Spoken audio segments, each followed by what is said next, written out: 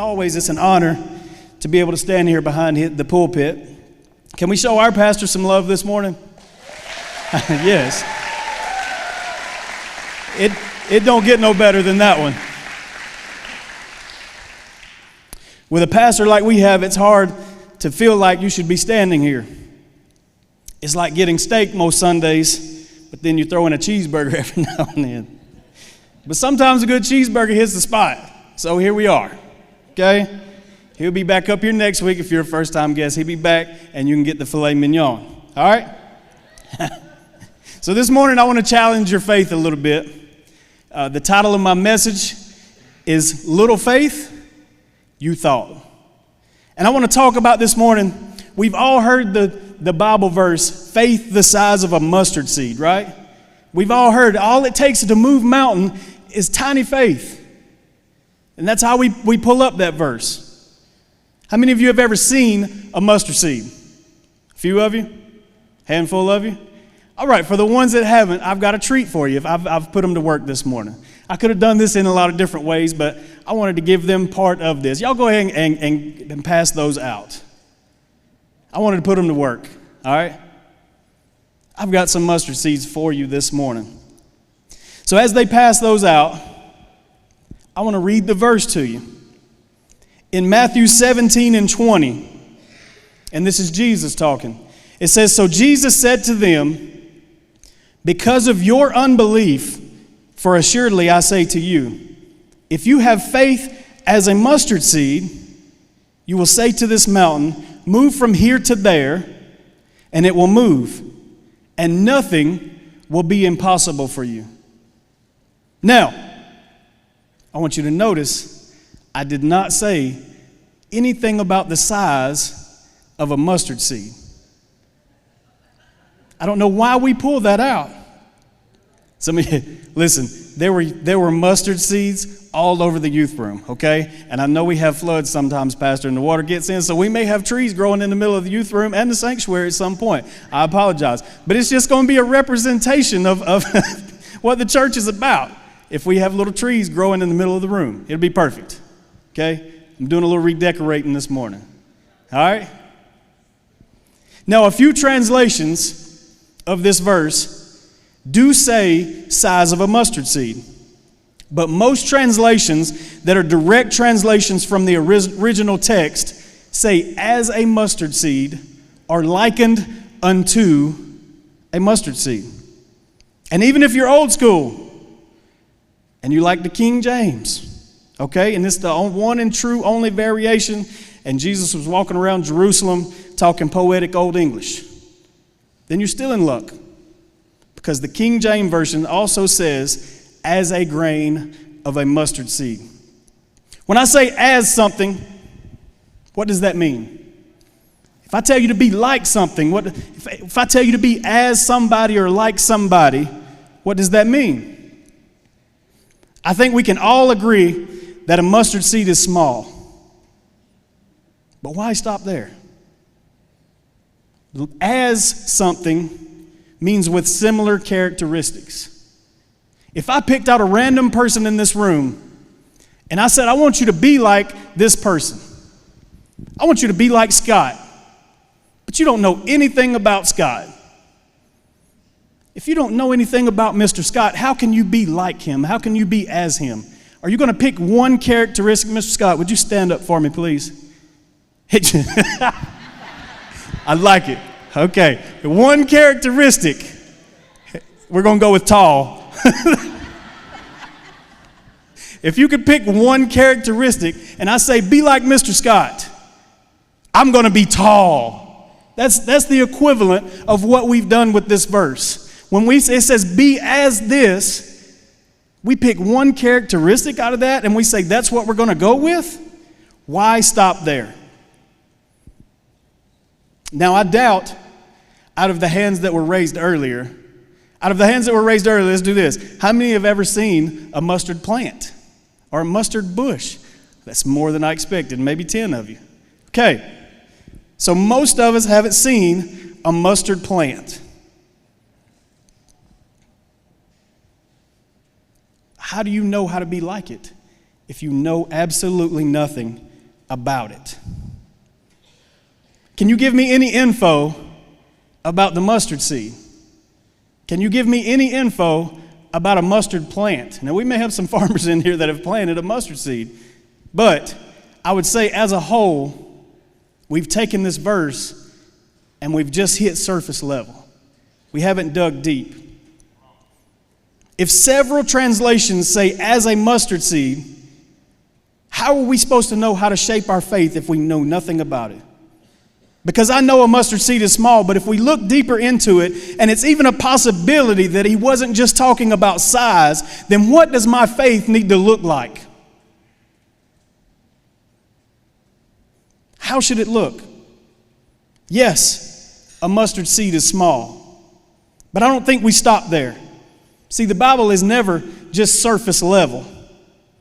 You got to read deeper. How did Jesus speak? He spoke in illustrations and he spoke in parables that were complex and deep and simple all at the same time. Where at one stage in your life, a parable could mean one thing to you the 1 year, the very next stage of your life, and when you're in a different portion of a life stage and events have taken place, that same verse can mean something completely different. It can take on completely new and different meaning. Why? That's why it's called the living Word of God. It's always fresh and new and on time for whatever you're facing in life. The same things that you may have read yesterday may not mean the same thing to you today, where you're at today.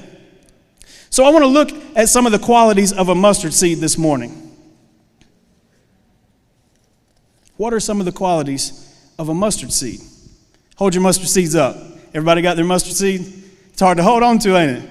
You got to concentrate the whole service to hold on to that tiny little thing. It's keeping you awake. That was my goal.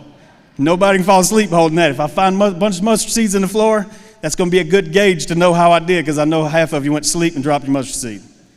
Pastor, let me know how many mustard seeds we vacuum up. So the first one I want to look at is resiliency. Your faith needs to be resilient.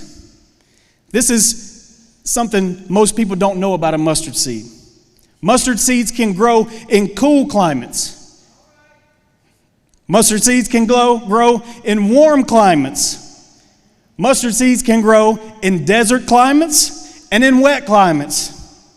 One article that I read said that a mustard seed can grow just about anywhere you plant it, regardless of its environment. And it can survive on as little of 8 inches of water per year. It finds a way to move forward. Ooh. I know some Christians that lose their faith when the AC and the heat ain't on in the church. We've been called to be resilient. Not everybody gets to be a casual Christian. Some Christians in the world, they have to beg and barter and plead just to get a hold of God's word. And they have to hide in remote places just to get to worship Him. But we lose our seat to a newcomer, and we're looking for a new church.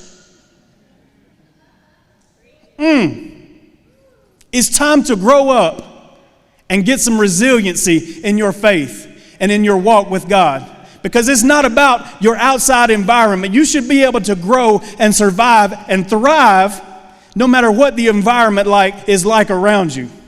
My environment doesn't dictate my walk with God. My environment and the things that have been going on in my life and the things that the devil have brought against me and the things he's bringing, they're not shaping my walk with God. Because I'm going to walk with Him and I'm going to do for Him regardless of how beat up and how beat down I am. You got to be resilient. I read a study. It said that if you took a cinder block and you sat it out and poured some mustard seed on top and you watered it, at some point that mustard seed would begin to sprout and take root in the pores of that cinder block and begin to grow on the block. It doesn't wait for optimal conditions to make something happen. It takes root in whatever condition it's placed in, and it moves forward. I wish we had some Christians whose faith would thrive and flourish and take root no matter what the atmosphere around them felt like and dictated. Some people who would stand up and say, everything in it isn't perfect, but it's time. Time to grow and to move forward and to produce fruit, even though the soil isn't just right, even though I'm not getting the right sunlight every day, even though the rain hasn't fallen in a long time, even though everything isn't perfect, my time is now, and I refuse to stay dormant and locked up in that tiny little shell. I'm going to move forward, and I'm going to pull out the callings that God has placed in my life. It's time to grow up and be resilient. Just because you didn't get the praise that you thought you should do, you didn't get the recognition that you thought you should have, you didn't get the place, you didn't get the levels, you didn't get all these things that you in the flesh you thought you should have, you're backing up.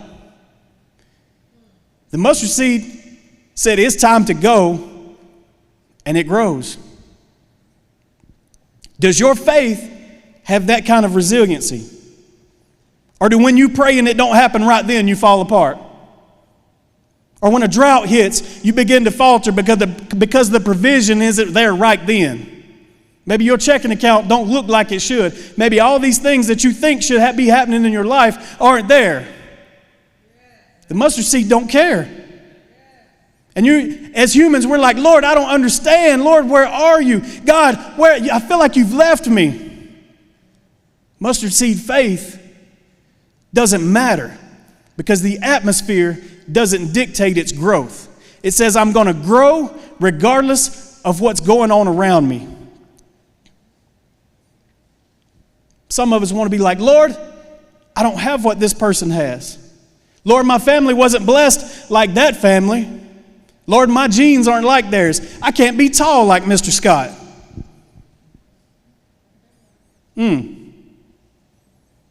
A mustard seed, it doesn't worry about all the negatives. It doesn't wait for perfect conditions. It just roots itself firmly and says that I will become what I'm expected to be regardless of what the environment throws at me. The atmosphere around you should not dictate your faith as a mustard seed, not the size of a mustard seed. The next one is one of my favorites. A mustard seed plant. Some of y'all need to pay attention, especially youth right here. Some of y'all need to listen. A mustard seed plant is not bothered or distracted by pests. Ooh. See, a mustard plant has its own built-in toxins that act as its own pesticide. A mustard seed doesn't worry about all the little bugs coming in and all these little things that distract it and destroy it. It says, I am rooted in my faith, and now I've got what it takes to get all this nonsense out of my life, and I'm not worrying about what this person says and what that person says and what's going on right now. It's not bothered by all these things. In some vineyards, they will actually plant mustard underneath the grapevines as a natural defense for the grapes. Whoo! Now I could preach just on that, but that's not part of it. I could preach just on that one. How many people could you be acting as a natural defense for if you would just stand up in your faith and be what God's called you to be? How many people would you be standing in the gap for if you were being who you were called to be? They plant it as a natural defense for others because the grapes can't fend for themselves, but the mustard seed, now it's somebody. I love that one. Some of y'all are so swayed by the pest around you that you can't function. I'm not going to let others affect my walk with God. I'm not going to let distractions keep me from God. Some of y'all have let the devil put all these little outside influences into your life that keep you bound and distracted. But God is saying it's time to cut those things out and begin to keep the main thing the main thing. God should be a priority in your life, and anything that hinders you is a pest that needs to be destroyed and kept out of your garden. Matthew 6:33, it says, seek ye first. What? It's the kingdom of heaven. And all these other things that will be added unto you. But some of y'all chasing all the things. Some of y'all so worried about your job and your finances and all these other things, and you're chasing after these things, when God's like, if you would just chase me and put me first, which is simple, I got you on all the rest. We got our mindset wrong.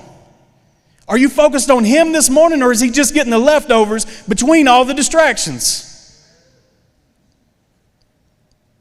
That phone is a major distraction. Whoo. I bet if you looked at some of y'all's screen time, we would know what's distracted, what kind of pest is in your garden. How can you give God anything else when you got 8 hours screen time? That's the majority of the time you was awake. Now, if your screen time says Bible app, I'm proud of you.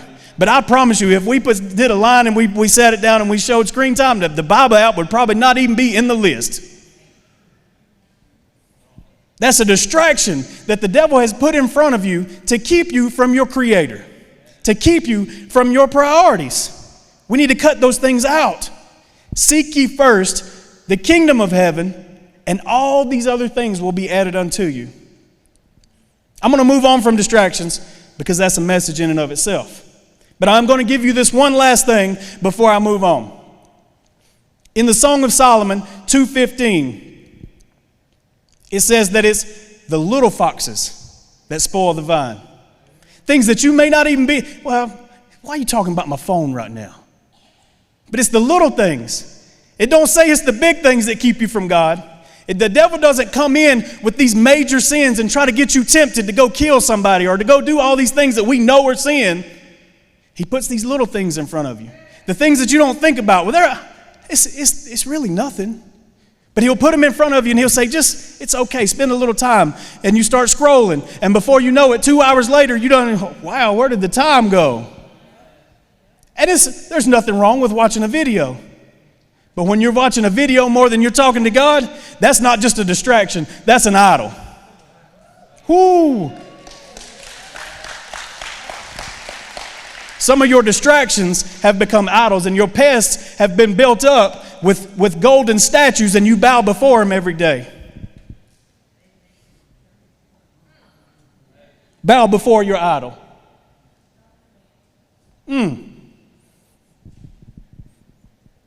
The little foxes that will spoil the vine. It's never the big things. The devil knows that he can't destroy you, so what's the next best thing? To keep you distracted with the small things. The day-to-day minutia of building your kingdom instead of focusing on his. Build his kingdom, and I promise you that yours will fall into place. The next attribute of the mustard seed, speed. I think this is where a lot of Christians lose out. From the time that it's put into the ground, from the time that it produces seed. Somebody throw out a number. I like to keep it interactive. I'm with a youth group. I keep it interactive. How long you think? None of the youth group, they know. How long anybody think before the mustard seed produces fruit? From the time I put it in the dirt, a year, 100 days. Somebody else. 10 years. 60 days. From the time you put it into the ground to the time it's given you seed is 60 days. See, we have an entire generation of Christians who have a failure to launch. I've asked this before up here. What's the difference in a disciple and an apostle? A disciple is a student, and an apostle is a teacher. And we're real good at discipleship. We're real good at creating disciples. But we have a failure of people to become an apostle. At some point, you've got to take what you got out. We have churches full of lifelong disciples. The church is supposed to be a hospital, but it's turned into more of a nursing home. Or maybe even hospice, where we're just slowly nurturing people until it's time to go on to glory. That's not what it's called to be. You're sick, you're hurt, you come in, you get fixed. And then it's time to move on. Now you're an apostle. Now you take what little, and it's time for you to produce seed. It's time for you to produce fruit. We're not meant to come in here and just constantly get watered. Here, take that on Sunday. Take that on Wednesday. And now you go about the rest of your life distracted. At some point, we've got to take what we've got out the doors. Once you've been saved and you have the word, it's time for you to go to work. A mustard seed isn't a mature plant at 60 days. And see, this is where most people get confused. They're like, 60 days, it's bearing fruit, so it must be grown. Nope, that's not what it says. At 60 days, it's bearing fruit, but it's not a mature plant. It's a tiny little plant. Don't wait until you have all the answers to go to work, because that day will never come. It's time to give away what you've been given at the current level that you're at. It's not yours to hold on to forever. You've got to produce fruit. This next one is one of the most important ones of a mustard seed to me. All of it is usable. The seed, the leaves, the stalk, the flowers, all of it. When it makes itself available and says it's ready to give itself away and give its fruit to others, when it says my time has come, complete and total surrender. It doesn't say, okay, God, I'm available for your kingdom when I'm not busy building mine. Let me look at my schedule, God, and see when I can be of use to you. Let me get finished with this scroll, God, and I may start praying then, and I may, as long as something else hasn't come along, and now I've got to move on. Let me look at my schedule, God. No, the mustard seed, when it comes to ready, when it has fruit to bear, it says, take all of me. Take it all. Use all of me. I'm ready. Matthew 16, 24 through 25.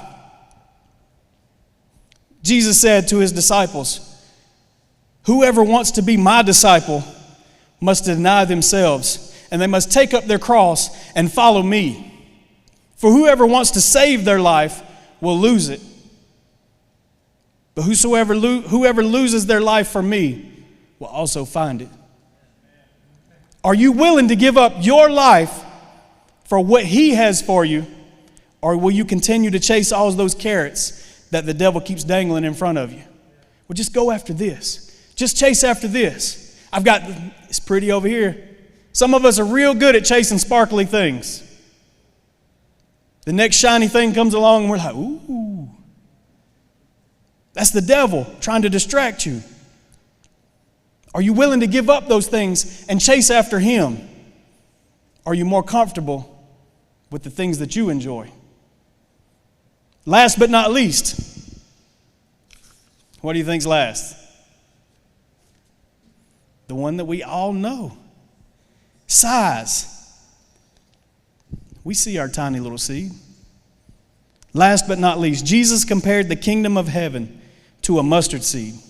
In Matthew 13 and 31, he says, another parable he put forth to them, saying, the kingdom of heaven is like a mustard seed, which a man took and sowed in his field, which indeed is the least of all seeds. But when it is grown, it is greater than the herbs and becomes a tree, so that the birds of the air come and nest in its branches. The mustard seed is tiny. It comes from small, humble beginnings. But how big do you think this plant can get? Let's keep it interactive again. How big do you think? Somebody throw a number out there. 6 foot. 6 foot tree. 30-foot tree. That was a good guess. The mustard seed from that tiny seed can grow up to a 30-foot tall tree.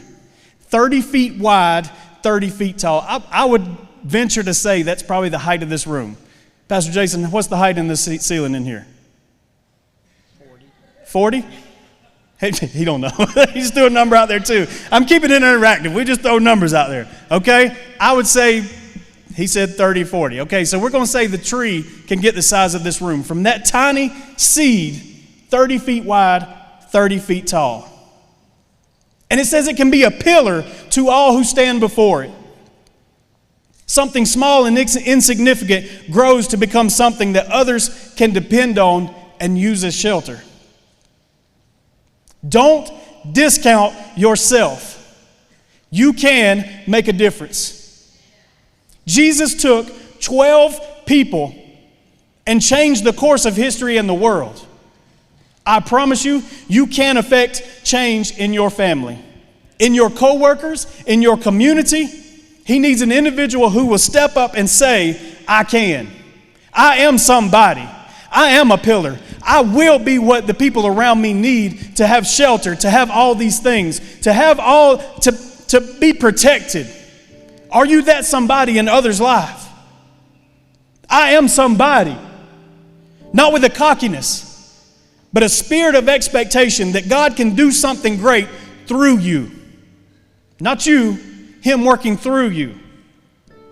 Not because of you, but because of your willingness to be used even in your immaturity and your imperfection. See, it doesn't say we get fruit from the 30-foot tree. We may get fruit from a 6-inch sprout. At no point are you too young or too old to produce. Don't lose sight of that. At no point in your walk, if you're still living and breathing, you have a calling, you have a gifting, and you have something placed inside of you.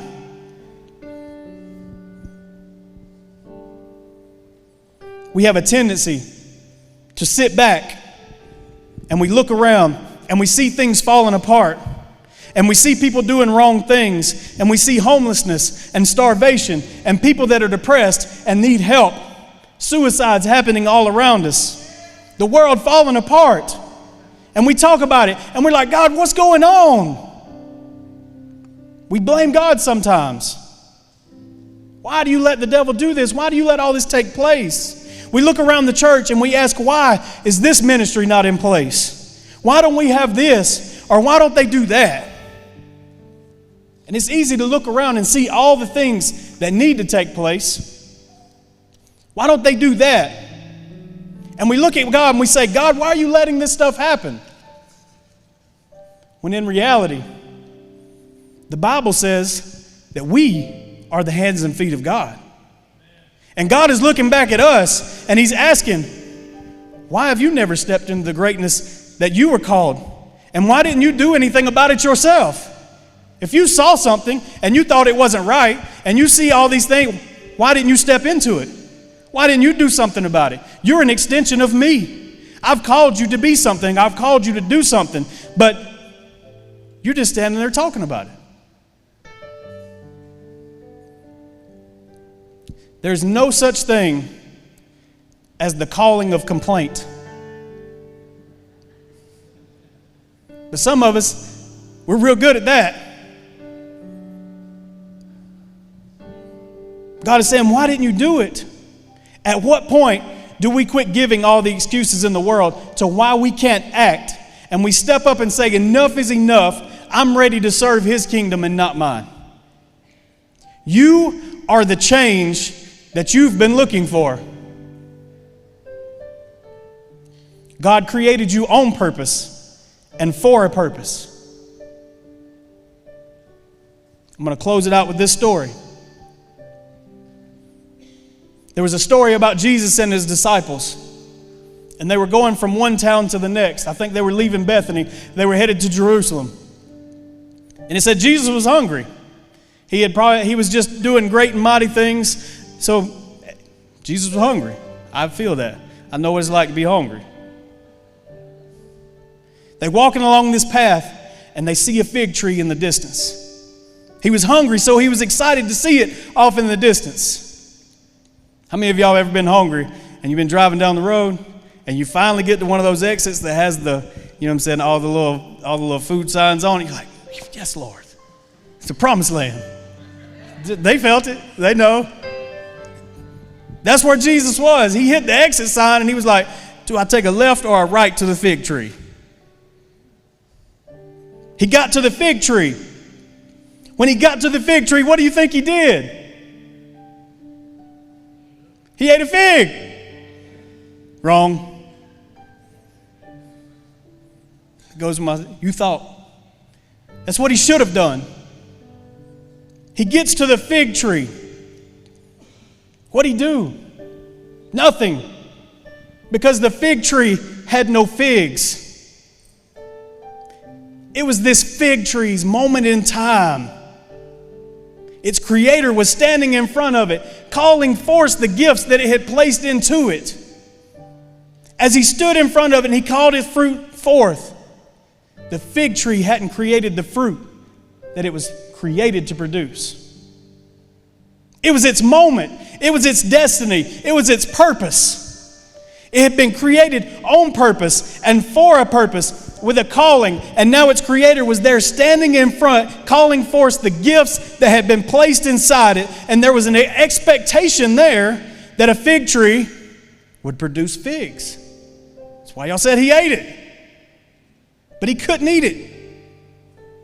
So he walked up to that fig tree with an expectation that it would fill its purpose. But the fig tree missed its moment. It was full of calling. It was full of purpose. It was full of potential. But when the master came hungry, it had no fruit. I could have been at that point if he hadn't stepped up and called it out of me. I could have continued to say, no, I'm not doing that. I don't get on stage. I get nervous. That's not my calling. You want me to do what? That's not comfortable with me. My flesh doesn't like that. Lord, I'm not going to step into that. I refuse to accept that calling. Give me something else. That's where the fig tree was. It said it had leaves and it looked beautiful. It was leaving. Had leaves and it was giving the signals that it had fruit. But it had no fruit. It missed its moment. When the master came hungry, had no fruit for him. The Bible says that you can judge a tree by the fruit it bears. That tree wasn't fruitful and had no purpose. Therefore, it was no longer useful to the Creator. It says that when it failed to produce what it was created to produce, that Jesus cursed it. Some of you are like, oh, what? It was no longer necessary. Jesus looked at the bush and said, may no one ever eat fruit from you again. You tell he wasn't just hungry, he was hangry. What happened to the fig tree? It says that the fig tree withered up and died. It missed its moment. Don't miss your moment. When he looks at you, he sees you with that same expectation for greatness that he saw in that fig tree. He knew the fruit that it was capable of producing because he created it to be what it was. When he looks at each and every one of us, he sees the callings and the gifts and the talents that he's placed inside of us. When he looked at that tree, he knew what it was capable of. When he called me to this, he knew what I was capable of. Even if I felt like I shouldn't be here, even if it made me uncomfortable, he saw me for what he created me for. Even if I feel like I shouldn't be here. That's where some of you are at this morning. You're sitting in this room right now. All in this room, there are fruits that have never been brought to bear. There are giftings and callings that have lied dormant inside you for too long. At some point, God will move on and he will find somebody who will. We are in end times where I feel like things are about to get accelerated and things are going to move faster and faster and faster. And he needs people that say, I don't care what the atmosphere around me is like. I don't care what's going on. I'm going to step up and I'm going to produce fruit for you, whether it makes me feel good or not, whether I feel like I'm called, whether I feel like I should be there, whether I know what's inside me or not.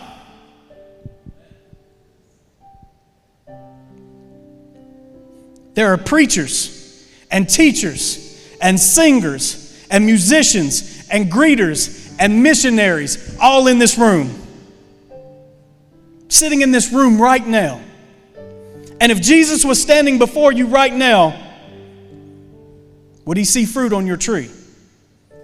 If Jesus stood right in front of you and he knew what he created you for, and he knew the things that he had placed in your life, and he knew the callings that he gave you and that he gave you, and he's looking at you in the way that he created you, and he's looking at you seeing all the callings and the potential and the giftings that he's put into your life, would he see those fruits falling from your tree? See, Pastor Jeff, he's got a calling to preach and to be a shepherd. God sees that. If he walked up to them, he would see those giftings, and he would see all the things that he's poured into them, and he would say, well done, good and faithful servant. I see you moving, and I see you acting, and I see you doing. But where are your fruits this morning? If I went around and every person in the room, I said, what are your fruits? Are you acting on your fruits? Are you producing those fruits? When was the last time you did something for God? And Jesus was standing right here and he was calling those fruits forth. Where would he be at? Would he still be hungry? Or maybe a little hangry?